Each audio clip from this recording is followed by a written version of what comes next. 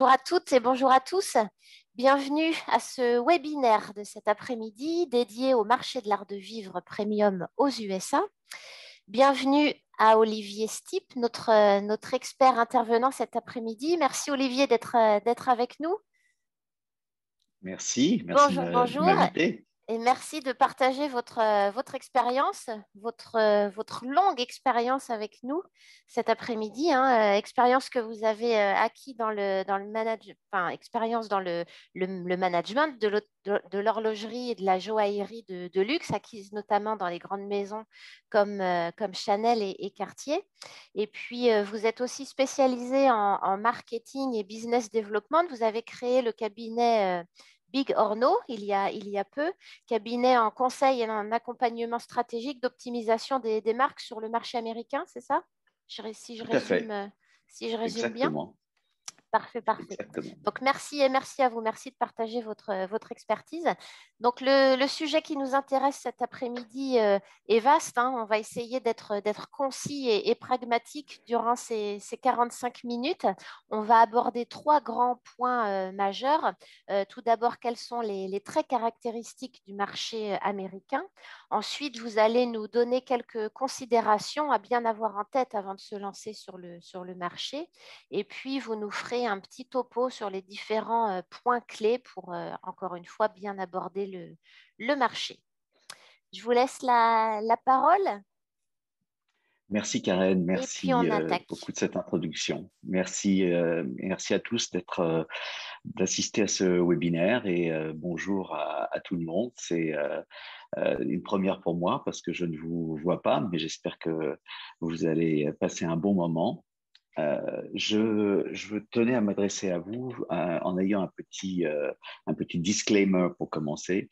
Il y a une grande diversité d'intervenants, de personnes dans l'audience. Donc, on pourra descendre en détail dans les questions que vous nous poserez. Donc, n'hésitez pas à poser les questions. Les Moi, questions, je oui, me je suis vous coupe juste positionné. brièvement, Olivier, pardon. C'est important, effectivement, si les gens, nos participants ont des questions, donc vous pouvez le faire par écrit grâce au chat que vous avez sur votre écran. Vous avez une discussion interactive possible, donc on vous encourage à écrire vos questions grâce au chat et on y répondra à la fin du webinaire. Et donc, pour préparer ce webinaire, je me suis un petit peu positionné comme une entreprise qui n'est pas encore établie aux US et qui aimerait savoir comment attaquer ce marché. Donc, j'espère que c'est le cas de la plupart d'entre vous et ou du moins que si vous y êtes déjà établi, vous avez à cœur d'augmenter votre présence aux États-Unis. C'est vrai que les États-Unis, c'est un marché fascinant. Moi, ça fait 20 ans que j'y suis. J'ai eu la chance d'y être à travers des grandes sociétés pas par le nom, mais par la taille et par les moyens qu'ils avaient. Et c'est pour ça que quand on a discuté avec les organisateurs de cet Open, j'ai dit que j'aimerais parler de ce marché et de donner les traits caractéristiques d'abord du marché US, parce que forcément, le marché US, c'est très tentant, c'est un beau territoire, mais ça peut être un Eldorado, comme ça peut être, je veux pas dire un puissant fond, mais un endroit où on peut vite se perdre. Donc, si on regarde les traits caractéristiques de ce marché, euh, ce qui m'est venu d'abord l'idée, c'est d'attirer l'attention de tout le monde sur le fait que c'est un marché géographiquement très fragmenté. Alors, ce que je vais faire, c'est pas un cours de géographie, bien sûr, mais il faut penser aux États-Unis quand on l'aborde en termes de business, en termes de taille, comme si on se disait, je vais m'attaquer à l'Europe. Très naturellement, les gens qui veulent se développer en Europe vont dire, je préfère m'attaquer à la France ou à l'Allemagne ou à un pays plus d'Europe du Nord, mais ils vont pas dire souvent, très souvent, les gens ne vont pas dire je m'attaque à l'Europe. Et donc, j'invite tout le monde à penser au marché US comme un marché de petits pays. C'est-à-dire que quand on attaque le marché de la Floride, il y a des critères. Le marché de la Floride est un marché, par exemple, dans lequel il y a une clientèle très sud-américaine. Il y a des gens qui sont ce qu'on appelle les snowbirds, c'est-à-dire des gens qui habitent pendant un certain nombre de mois dans l'année en Floride avant de repartir dans leur état d'origine. Si on est en Californie, on est dans un marché qui est en lui-même la 5e économie mondiale ou 6e économie mondiale. Donc, on voit que c'est plutôt un pays en soi qui est extrêmement puissant avec des industries et un niveau de richesse qui est énorme. Si on attaque le Midwest, et je parlais avec l'un des membres de la BCI il n'y a pas longtemps, on parlait d'attaquer un marché, le marché américain, ou qu'est-ce qu'il faut faire pour le marché américain. Je disais peut-être regarder le Midwest, parce que le Midwest, c'est un marché qui est un petit peu moins encombré. Et donc, on a toujours l'impression que si on est dans le Minnesota ou si on est dans le Michigan, on est perdu au fin fond de la campagne. Pas du tout. Il y a beaucoup de richesses dans ces États-là. Donc, il faut bien regarder, à mon avis, les US comme une mosaïque et regarder les marchés classiques comme regarder les marchés qui sont méconnus et bien se poser la question de savoir s'il n'y a pas un potentiel dans ces marchés-là. Et j'expliquerai un petit peu pourquoi j'attire l'attention là-dessus dans la suite de mon intervention.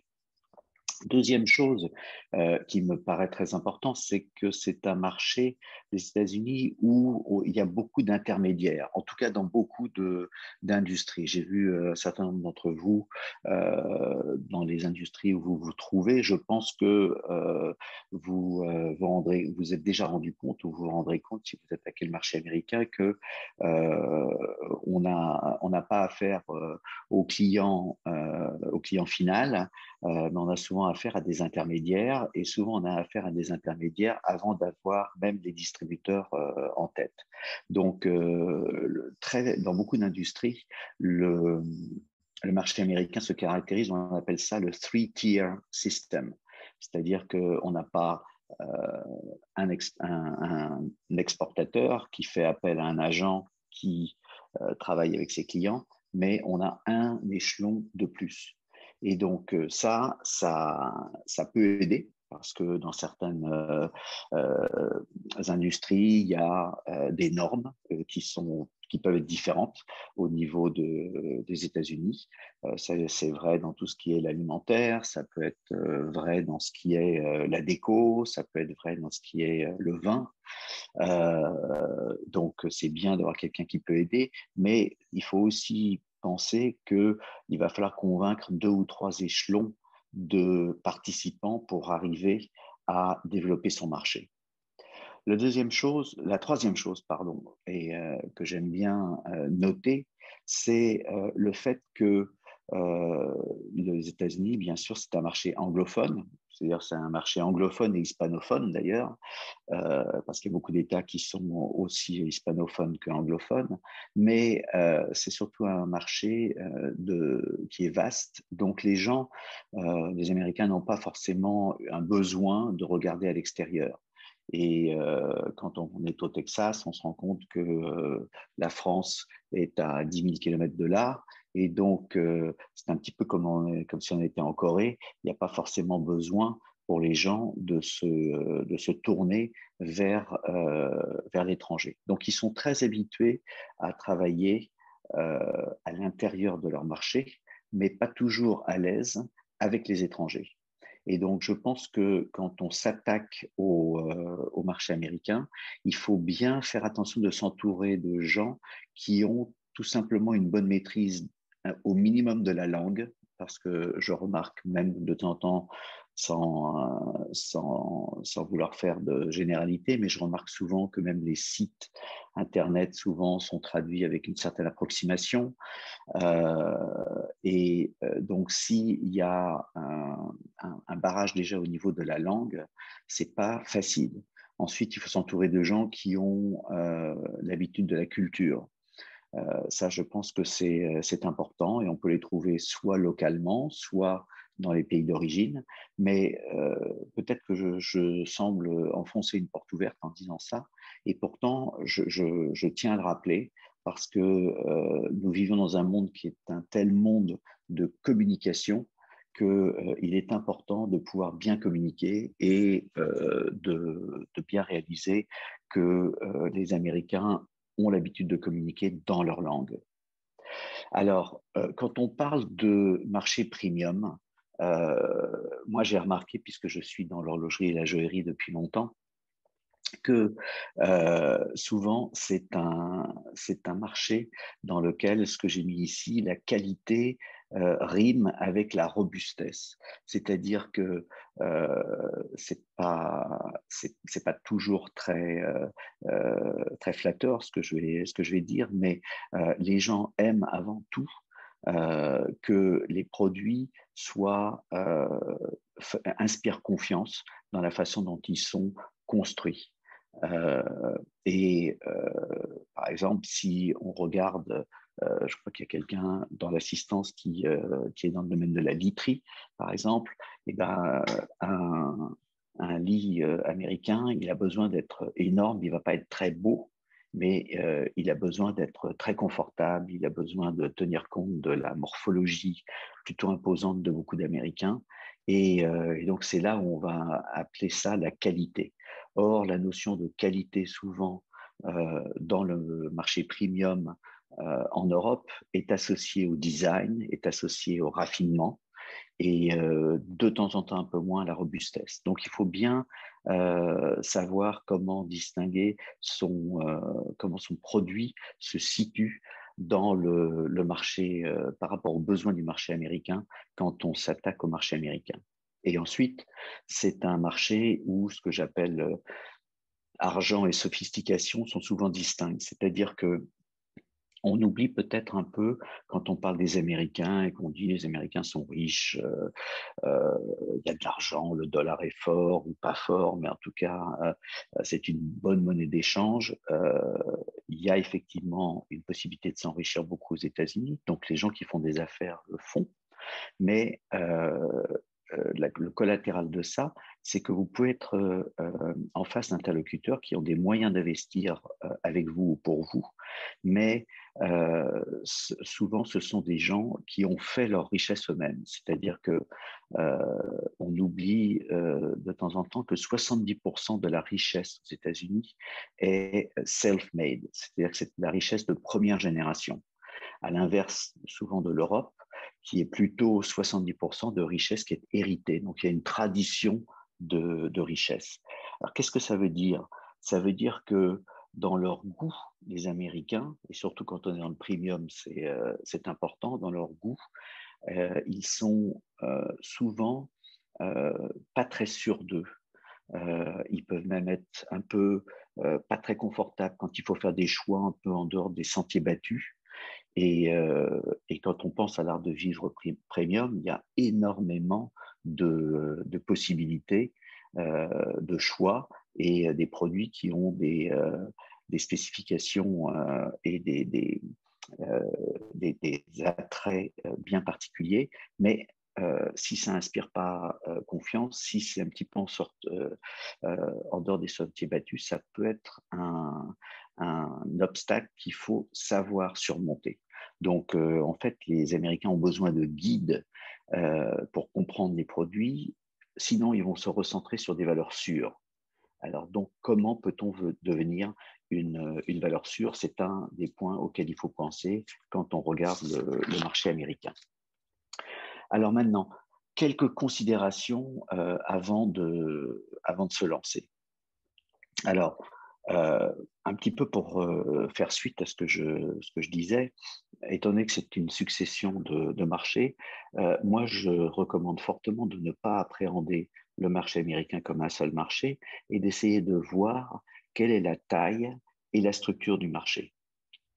C'est-à-dire, pour ça, il faut essayer de se renseigner au maximum. Alors, on parle toujours de faire des études de marché, c'est forcément la base de notre métier. Maintenant, qu'est-ce que ça veut dire une étude de marché? On ne peut pas toujours faire une étude de marché dans tous les domaines ou, en tout cas, moi, les entreprises avec lesquelles j'ai eu l'occasion de discuter ou de travailler, on voit que d'abord les données ne sont pas toujours fiables, voire pas existantes, et ensuite ça peut coûter tout de suite beaucoup d'argent de faire une étude sur le marché américain, parce que s'il faut aller comprendre et mesurer la taille du marché dans les quatre coins du pays, ce sont des coûts qui sont souvent assez importants. Donc, moi, ma recommandation, c'est quand on se lance, d'essayer d'échanger le plus possible avec des interlocuteurs qui sont en place. Moi, j'ai la chance, par exemple, d'être conseiller du commerce extérieur en dehors de mes activités professionnelles, et je vois qu'on est souvent sollicité par des gens qui veulent investir aux États-Unis pour qu'ils comprennent exactement quelle est la structure du marché. Il y a des organismes comme la Chambre de commerce franco-américaine qui est là aussi pour aider. Il y a des entreprises, je crois que c'est leur président aujourd'hui fait une intervention comme Invest France qui sont là pour aider. Et il y a aussi des gens auxquels on ne pense pas toujours, c'est des gens qu'on peut avoir dans son réseau ou que quelqu'un a dans le réseau, qui sont des gens autour, par exemple, de la banque.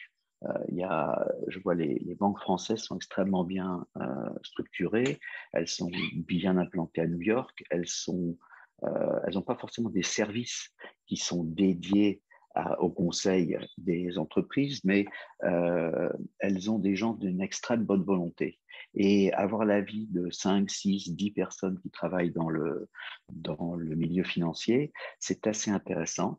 C'est beaucoup plus informel et ça permet d'en apprendre beaucoup plus sur le marché dans lequel on travaille, parce qu'ils ont forcément des gens qu'ils connaissent qui sont dans cette branche. Et du reste, il y a une autre branche de la finance qui est intéressante, ce sont les gens qui sont dans les fusions-acquisitions. Donc ça, c'est un petit conseil que je vous donne. Si vous êtes intéressé à regarder la taille du marché ou avoir des informations sur un marché, adressez-vous à des gens comme ça, à titre purement indicatif. Ce sont aussi des gens de très bonne volonté et ce sont des bons contacts à avoir. J'ai par exemple des gens que je connais qui travaillent et qui conseillent des gens dans le domaine de la boulangerie, par exemple. Et c'est sûr que si on veut appréhender la taille du marché dans la boulangerie, ça peut être assez difficile de savoir qu'est-ce qu'on peut créer comme marché. Et ces gens-là le savent relativement bien. Et il y a aussi Donc, le réseau d'experts BCI, nos partenaires de notre réseau agréé qui sont là également pour vous aider, vous accompagner dans votre développement sur les États-Unis. tout à fait, absolument, c'est une bonne remarque. Merci, Karen. Donc, voilà. Ensuite, je pense qu'il est important de bien choisir le réseau, parce qu'en fait, les États-Unis est un marché qui est en train de se développer dans toutes les dimensions.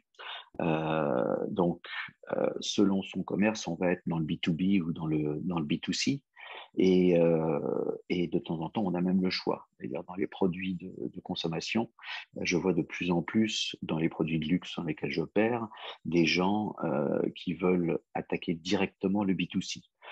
Je vais prendre un exemple récent que j'ai vu, par exemple l'entreprise Vuarnet, qui a décidé d'ouvrir directement une boutique à Soho. Alors, c'est une aventure qui est assez intéressante parce que ça permet d'avoir tout de suite la mesure de son client. Et ça, c'est quelque chose, si vous avez la possibilité de le faire dans votre domaine de spécialité, de réfléchir si d'avoir une boutique quelque part est quelque chose, un investissement que vous pouvez vous permettre et de ne pas forcément choisir New York d'ailleurs. Ça, je pense que ça peut être intéressant. Après, j'ai parlé des intermédiaires. Donc, si vous les avez identifiés, il faut savoir les juger et savoir si ce sont des bons intermédiaires pour vous. Un bon intermédiaire, c'est quoi? C'est quelqu'un qui va comprendre votre culture, votre produit. Ça, c'est évident, mais surtout qu'il va être motivé à le promouvoir d'une manière continue, parce que les Américains aiment la continuité. Et ça, c'est pas toujours le cas. Je le vois dans mon domaine, par exemple, de la mode ou du luxe en général. La question qu'on a toujours des vendeurs, c'est ah, what's new? What's new? Quel est le nouveau produit? Or, on voit que le client lui-même, comme il aime bien être rassuré, il aime les marques qui restent derrière leurs produits de façon très constante et qui vont bien sûr essayer de soutenir ce produit sans que tous les 6 mois, ce soit un nouveau produit qui remplace l'ancien produit. Donc, je pense que c'est important de se créer son image et de jouer sur cette image. Je prends toujours l'exemple dans le premium de l'automobile, par exemple. La différence entre le marché américain et le marché français, c'est que si on est en France, on rentre chez soi et dans sa rue, il y a 5 personnes qui ont une BMW. On va dire, ben, la BMW, c'est pas du tout la voiture que je veux. Moi, je veux quelque chose d'autre. Je vais prendre une Mercedes ou je vais prendre une Lexus ou je vais prendre autre chose. Le principe de fonctionnement du client américain, c'est que s'il y a 5 BMW dans la rue où il ou elle habite, le client américain va dire ah, la BMW, c'est la voiture que je dois acheter. Mais par contre, j'en veux une plus puissante que celle de mon voisin. Donc, c'est là où on fait la différence. Le ciblage du produit et du marché, c'est essentiel. Et je pense qu'il faut avoir si on a cette possibilité, il faut avoir cette intelligence de partir sur quelque chose d'extrêmement ciblé. Et une niche ou un marché qui est large, mais avec un produit bien identifié et avec vraiment une unique selling proposition qui est extrêmement bien définie. On est en face d'un marché où les gens sont assez binaires et c'est comme c'est ni positif ni négatif, c'est la nature simplement du marché et du consommateur. Et donc, il est extrêmement important de pouvoir aller avec un message extrêmement clair.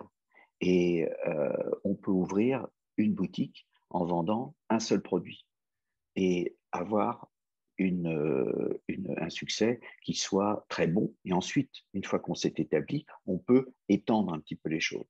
C'est le succès qu'ont eu des marques comme Hug, par exemple, qui vendent les boots en fourrure, où ils avaient un modèle. Alors après, il était beige, il était noir, il était gris, il montait un peu plus haut, un peu moins haut, mais ils ont démarré avec un seul produit. Et même en été, ils vendaient encore des produits en fourrure.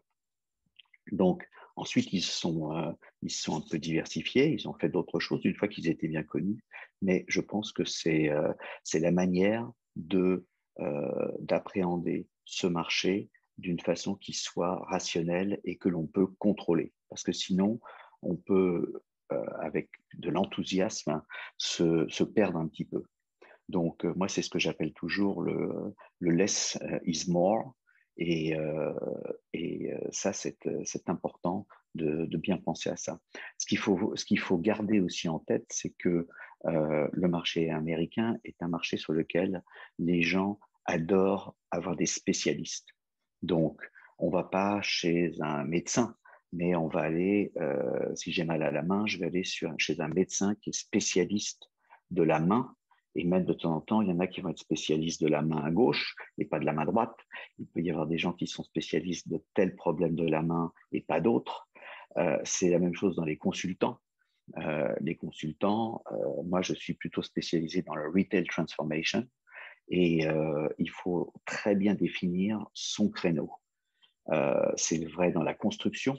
On a des experts en construction quand on veut faire un chantier dans tous les sens. Et c'est de temps en temps un peu déstabilisant parce qu'on se retrouve en face d'une armée de consultants, mais c'est ce qu'il faut garder en tête. Il faut savoir le jouer en notre faveur en tant qu'exportateur, de trouver où est notre niche.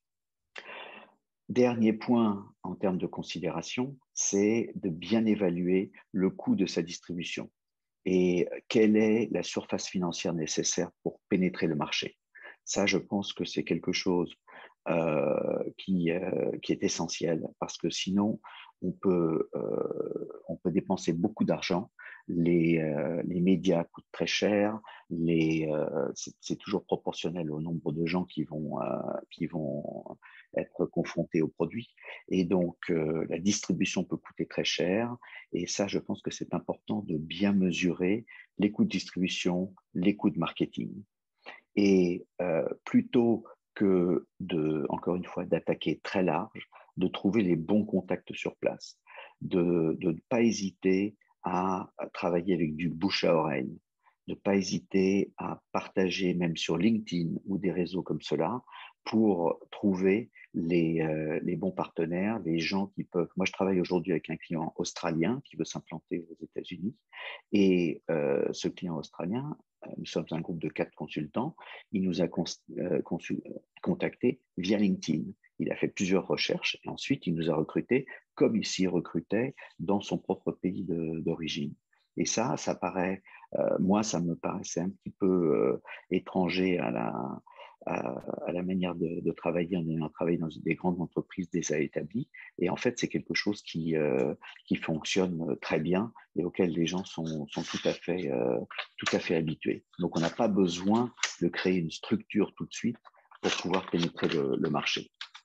Voilà, pour terminer, je vous donnerai quelques points clés, et j'en ai deux que j'ai détaillés ici. Le premier, c'est de dire il faut rester en contrôle de sa distribution. J'ai dit tout à l'heure, less is more.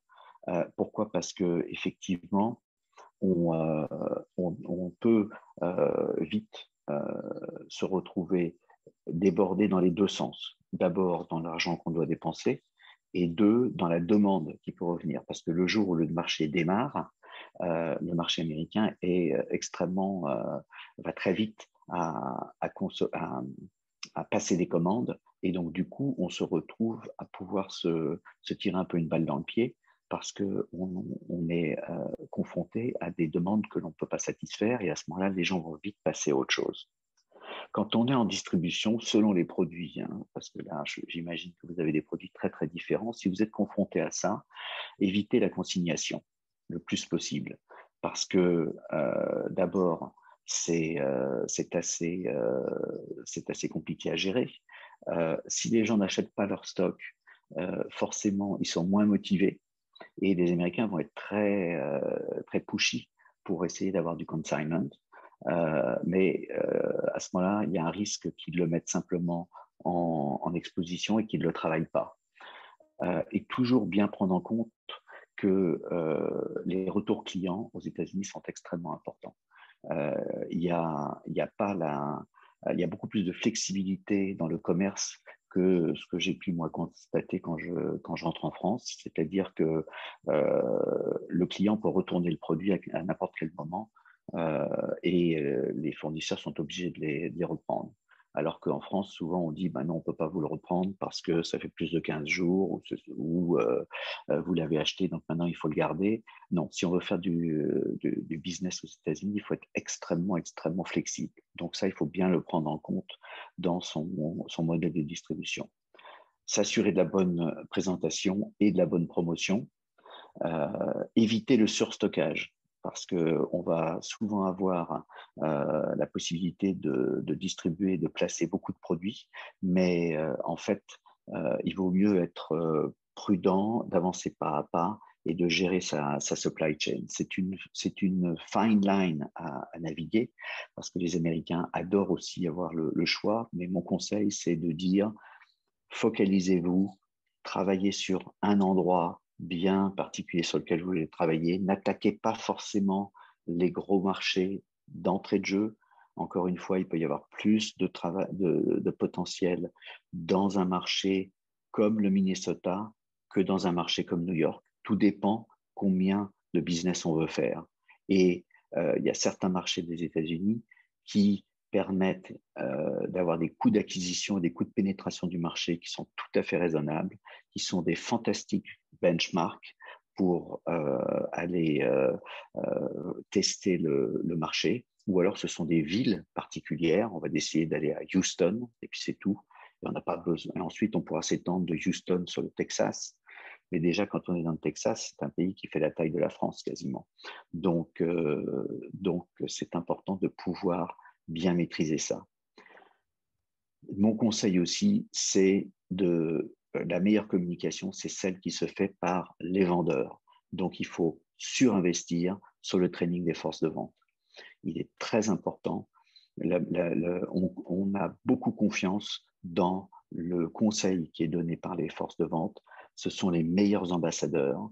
Et ça, je pense que il faut trouver le moyen de le faire avec des gens qui sont sur place, qui peuvent faire le training pour vous, à travers un distributeur qui peut bien vous représenter, ou à travers des modules de formation en webinar ou de formation de self-learning qui seront développés par des entreprises spécialisées pour votre compte. Ça, c'est le moment clé. Et de pouvoir tester en permanence la connaissance et la performance de vos vendeurs par rapport à la connaissance du produit. Et ça, c'est la meilleure communication qu'on peut avoir quelque part, parce que c'est celle qui vient des prescripteurs ou des distributeurs eux-mêmes. Il faut se poser la question des salons. Aujourd'hui, les salons sont devenus tellement compliqués avec les salons virtuels. Ça commence à reprendre. Donc ça, c'est des choses qu'il faut regarder. Et là aussi, il faut un peu en faire la liste et il faut se renseigner auprès d'exposants qui y sont déjà pour voir un petit peu quels sont les salons qui sont bien et pas bien. Moi-même, je peux vous conseiller sur certains aspects à titre tout à fait bénévole s'il y a des gens qui sont intéressés. En termes de communication, c'est mon deuxième point clé. Il n'y a pas de recette magique. Ça, c'est certainement en tant qu'entrepreneur, vous le savez. Simplement, je pense qu'il faut bien identifier sa clientèle. Et surtout, ce qui est important, c'est d'utiliser, quand on est quand on est dans les arts de vivre premium et qu'on a la chance de venir d'un pays européen qui est le berceau de la qualité, insister sur votre savoir-faire, sur l'héritage, sur l'histoire, les anecdotes, tout ce qui peut faire que votre produit montre que c'est un produit qui fait l'objet d'une grande maîtrise qui a été acquise au fil du temps. Et donc, comme je le disais, miser sur le bouche à oreille.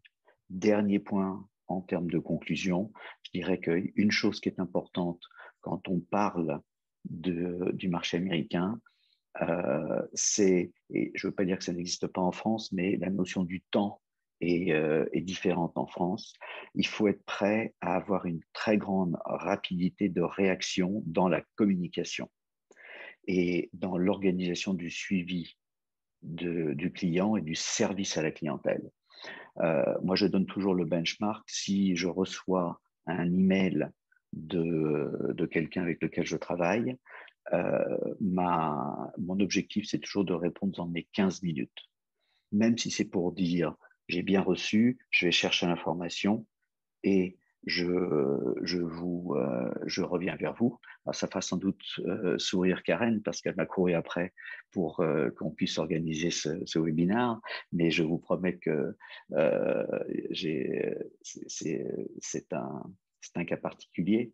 En termes de business, c'est extrêmement important quand on travaille avec des Américains d'être capable de répondre et de communiquer très, très souvent.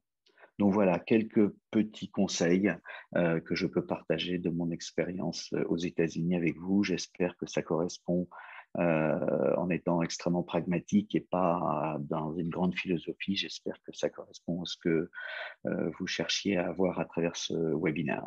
Et maintenant, je vais Merci beaucoup, redonner Olivier. la parole à Karen si elle a pu voir s'il y avait des questions. Oui, on a une question qui est la suivante. Comment évaluer la surface financière pour pénétrer le marché? Alors, très bonne question. Je pense que il y a deux choses. Il y a le coût d'investissement, c'est-à-dire savoir si on a, selon le type de distribution qu'on a, voir quel va être le coût de cette distribution. C'est-à-dire, est-ce qu'il va falloir créer des magasins ou utiliser des magasins. Donc, d'aborder les points les uns après les autres et de regarder quel est le coût. Le coût de l'importation. Et ça, je dirais que c'est une manière de le faire, c'est de travailler avec des distributeurs, c'est de travailler avec des gens qui sont en place. Et alors, je ne fais pas du tout ma publicité parce que je n'aurais pas la prétention d'utiliser ce forum pour ça, mais de travailler avec des gens comme moi qui peuvent vous aider à savoir la surface financière qu'il faut avoir et d'être capable de regarder le coût de la force de vente. C'est surtout ça, coût de la force de vente, un peu le coût de la communication parce que ça peut coûter cher. Et je pense que le mieux, c'est d'essayer d'avoir des spécialistes qui vous accompagnent à chaque étape du process. Donc moi, j'aime bien faire un petit business plan qui dit, voilà, le produit, on va le distribuer de telle manière, à tel endroit, dans tel type de vente, de point de vente, et ça va nous coûter. On arrive très vite à chiffrer combien ça va nous coûter. Et ensuite, on regarde bien sûr quel est le financement qui est nécessaire. Et je conseille toujours de faire un plan à 5 ans avec un gros focus sur le plan à 3 ans pour essayer de voir quel est le développement et à quelle vitesse le marché peut prendre. Parce que, en fait, il y a une chose de mesurer le coût d'acquisition et de pénétration dans le marché.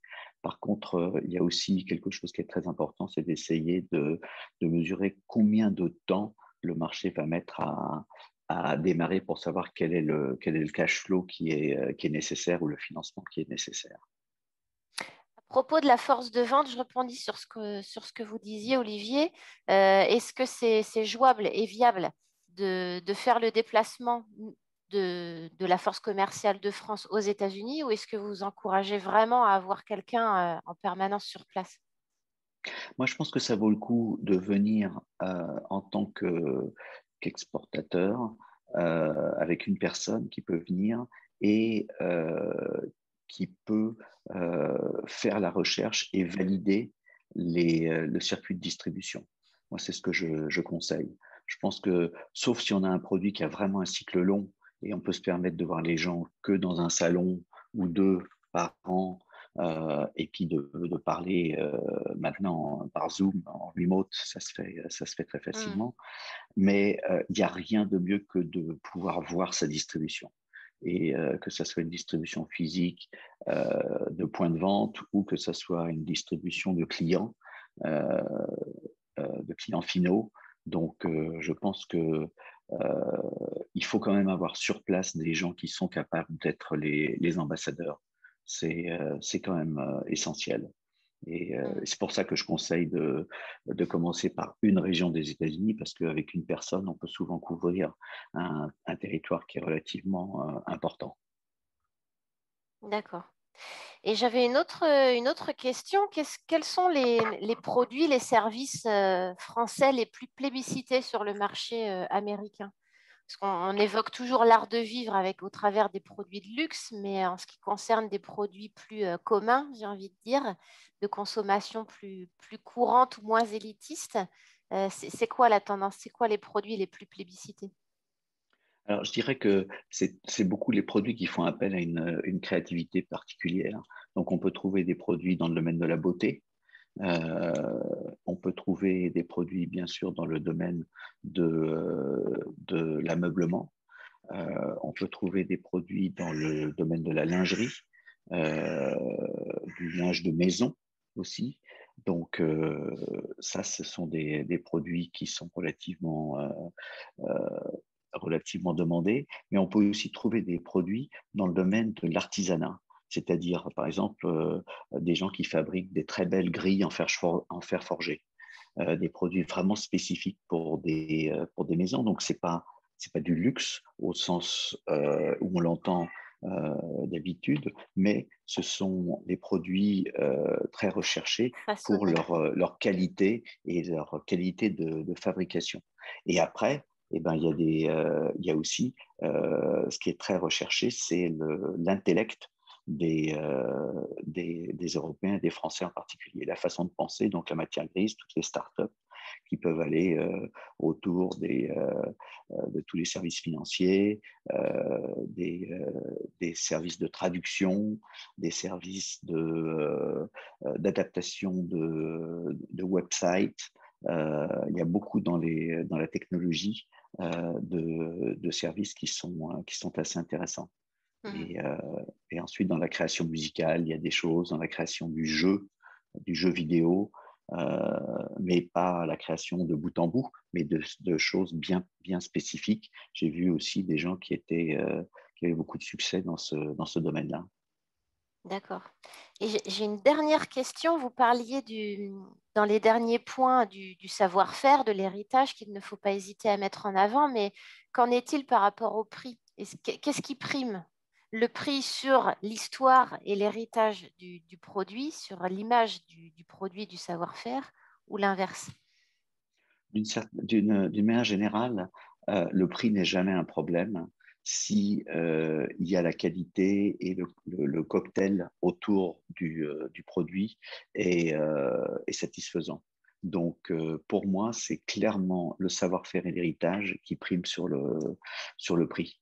Mhm, On n'est pas à chercher au centime d'économie. Et vaut mieux mettre 10 ou 15% de plus sur son produit mais savoir bien le vendre plutôt que de chercher à vendre son produit parce qu'il est 15% moins cher que la concurrence. mhm. Là, on gagne jamais. Donc, il ne faut pas hésiter à charger beaucoup d'argent. C'est si on a le bon produit. Parfait. On arrive au Voilà. terme de notre webinaire. Il n'y a pas d'autres questions. Si vous en avez, n'hésitez pas à revenir vers nous par la suite, vers votre chargé d'affaires BCI ou à nous envoyer un mail au travers du chat sur le site de l'Open. Merci à toutes et à tous pour votre participation à ce webinaire et merci encore une fois, Olivier, d'avoir partagé votre expérience avec nous cet après-midi. C'était un plaisir et merci à tous d'avoir passé ce moment avec moi. À Avec grand bientôt. plaisir. À très bientôt. Au revoir. Prenez bien soin de vous. Bonne fin de journée à toutes et à Merci. tous. Au revoir.